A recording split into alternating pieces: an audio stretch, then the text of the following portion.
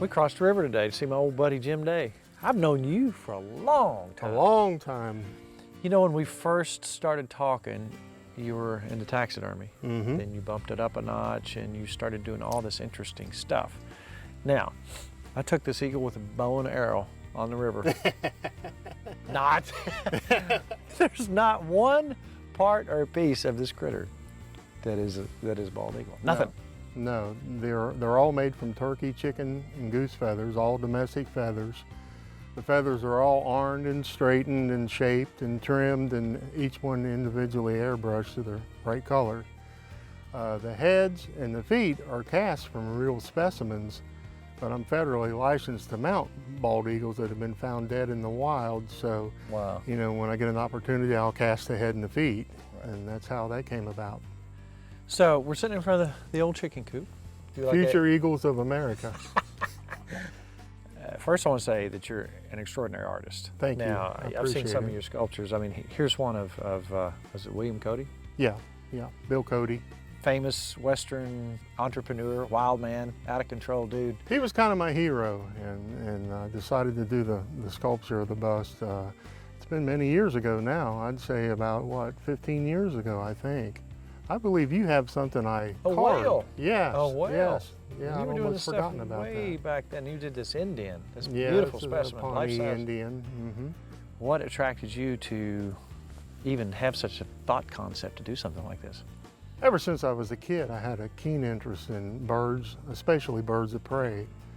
And I got into taxidermy when I was 12 years old and piddled with that up until the time I got old enough to get a real job. And I was sitting in a factory one night back in the 80s, early 80s, and I was sitting in my station reading an Outdoor Life magazine, and I saw a Winston cigarette ad with a bald eagle in it. And I'd had quite a bit of experience with mounting birds by that time, and I thought, wouldn't it be neat if you could reproduce something like that that would be, you know, sellable? So that weekend, I went to local farms and started looking for chickens, turkeys, geese, anything I could find for feather donors. And I worked for about a year and a half or so before I finally produced something that even remotely resembled a bald eagle. And that's how it all started. Where's that first eagle at? Probably in somebody's garbage can. It's in a landfill by now. Then in 1995, I thought I'd gotten pretty good with them, and I entered one in the World Taxidermy Championships in Georgia, and I won Best in World Recreation Artist that year.